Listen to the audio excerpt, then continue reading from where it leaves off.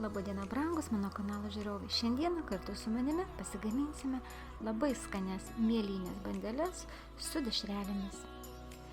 Kaip pasidaryti šią skanę mėlynę tešlą, jūs galite rasti paspaudę apačioje varnelę ir jums atsidarys visi reikalingi ingredientai, kaip pasidaryti šią mėlynę tešlą ir taip pat nuorodėlę, kurią jūs paspaudę galėsite pamatyti išsamų video receptą. Tešlą padalinu į dvi dalis, kadangi mano dešrelės yra supjaustytos per pusę ir mano bandelės nebus didelės, tad man labai nereikia iškočioti didelio lakšto. Tešla gaunasi labai elastinga, labai maloni, tiesiog nelimpanti prie rankų. Ir dar pasidalinu per pusę, kad tešla neliptų prie darbinio paviršiaus, prie rankų, aš darbinį paviršių štai taip sulaistau ir patepu augaliniu aliejum. Labai mėgstu augalinį aliejų, kadangi jis yra be kvapo ir be skonio. Ir dabar mums reikia įsikočioti lakštą.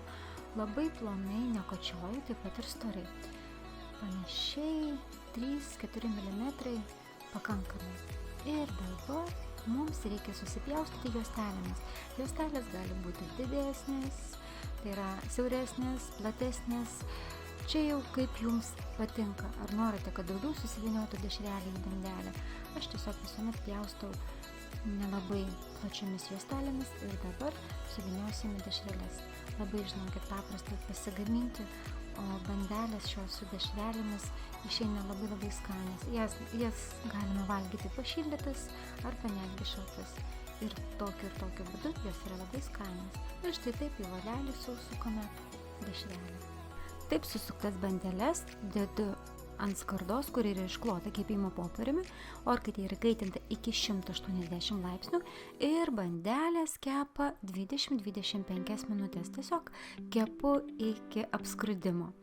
Labai skanios bandelės. Jas galima valgyti tiek šaltas, tiek šiltas. Ir kai bandelės jau būna suvyniotos, paruoštos kepimui, aš visas bandeles aptepu kiaušinio plakiniu. Galima ant viršaus pabarstyti sezamų sėklų ir viskas. Ir dabar tas pats momentas, kai mums reikia kepti bandelės. Štai tokios išeina bandelės. Jos yra labai skanios. Ačiū mano brangūs žiūrovai, kad esate kartu, kad žiūrite mano video kanalą, prenumeruojate ir dedate laikus. Labai tikiuosi, kad ir šis receptas jums labai patiks. Lygiai taip pat, kaip patinka man ir mano šeimai. Skanaus!